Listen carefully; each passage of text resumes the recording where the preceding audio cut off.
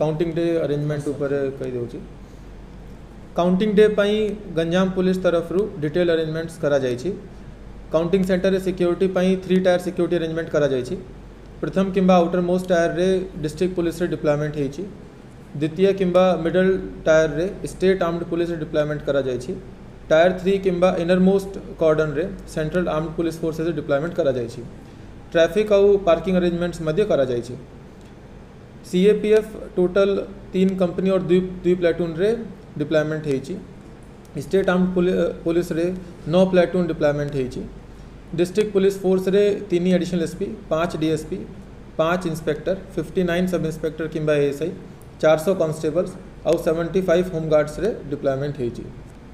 Counting centre रे केवल authorised persons को अलाउ करा जीवो, अन्य मान्य को अलाउ करा जीवो नहीं।